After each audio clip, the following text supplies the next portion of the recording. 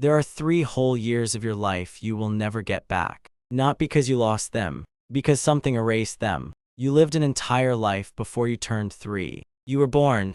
You opened your eyes for the very first time. You heard your mother's voice and turned toward it. You tasted your first food and made a face. You wobbled, fell, and took your first real step. You said your first word and someone cried with joy. And you remember none of it. Not one single moment. Most people think the reason is obvious. Your brain just wasn't ready yet. You were too young to keep anything. It sounds right, it feels right. But it's wrong, and the truth is far stranger than that. Because your baby brain was not failing to record your life. It was recording every second of it. The memories were real, they were there. And then something tore them apart. In 1905, one doctor first gave this a name. He called it infantile amnesia, the forgetting that happens to every single one of us. But here is the first thing that breaks the simple story. Babies absolutely can form memories. We know this because of an experiment in the 1980s. A psychologist tied a ribbon from a baby's ankle to a toy,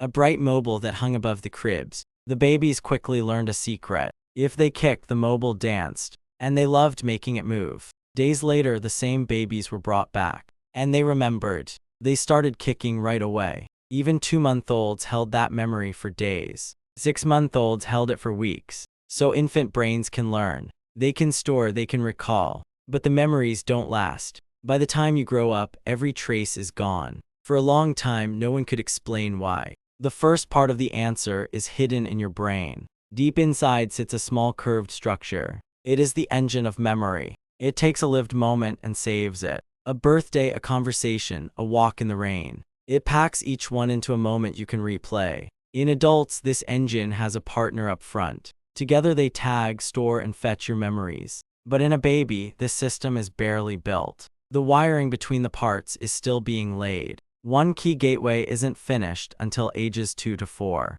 So your baby brain could make short memories. It just couldn't move them into long-term storage. And that is only half of the answer. What comes next is even stranger. In 2014, 2 scientists in Toronto found something disturbing. They had a hunch that sounded almost absurd. What if the thing that builds your brain also destroys your memories? Here is what they meant. In your first years, your brain grows new cells at a wild rate. New brain cells born by the millions. And this growth is a good thing. It is essential. Those new cells wire the brain you'll use forever. But the scientists suspected there was a hidden cost. Every time a new cell joins a circuit, it shoves in. And it disturbs the connections already there. The exact connections that were holding your memories. To test it, they ran experiments on mice. When they sped up new cells in grown mice, those grown mice began to forget what they knew. And when they slowed new cells in baby mice, those baby mice held their memories longer than normal. The conclusion they published was deeply backwards. Your baby brain was never too weak to hold memories. It was too busy growing. The same explosion of new cells that built you also overwrote everything stored inside. Your earliest days weren't lost because they were never saved. They were lost because your brain kept building new rooms and tearing down the old walls to do it. But there is one more layer, and it might be the strangest of them all. To remember being a baby, you need one more thing. You need to be the main character of the story. You need a sense of self. You need to know that you exist, separate from the world. That things are happening to you. And a baby does not have that yet. Before about 1.5 years, a baby can't recognize itself. There is a simple test that proves it. Put a dot of red paint on a baby's nose. Then sit them in front of a mirror. Before 18 months, the baby treats the reflection like a friend. It never reaches for the red dot on its own face.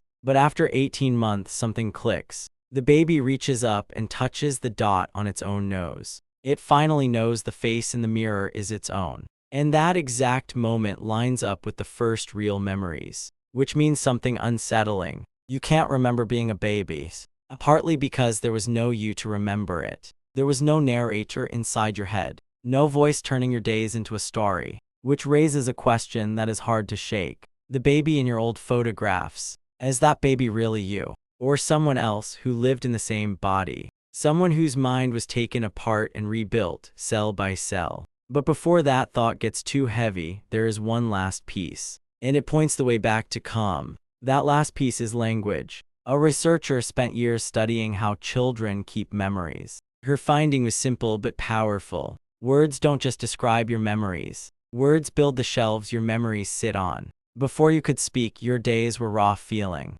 Sounds, textures, light, emotion. But with no words, those feelings had nothing to hold on to. They were like water with no cup to hold it. It existed in the moment, then it was gone. But once a child starts to speak, everything changes. Especially when an adult asks, "Do you remember the park?" Now the child can build a memory that lasts. Language gives memory a skeleton to stand on. And here is the part that surprises everyone. How far back you remember depends on where you grew up. In cultures where parents tell rich stories about a child's day, the earliest memories tend to start around 3.5. Among one people in New Zealand, memories reach back even further. Their tradition treasures personal history and storytelling. Their first memories reach all the way to 2.5. In some cultures, stories focus less on the single child, and their first memories tend to start later, around 4. The way you were spoken to literally shaped how far you remember.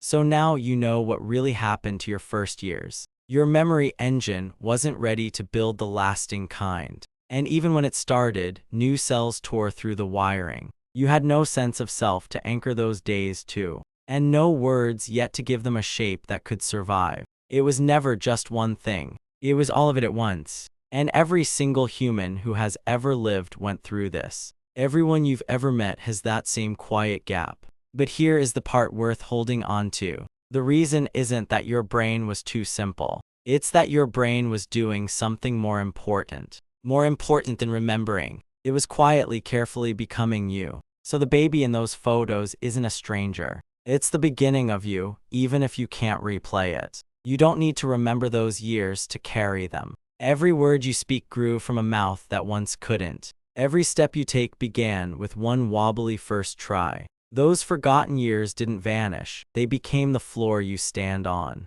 You can't look back at them, but they are still holding you up. And the person you became was worth every memory it cost.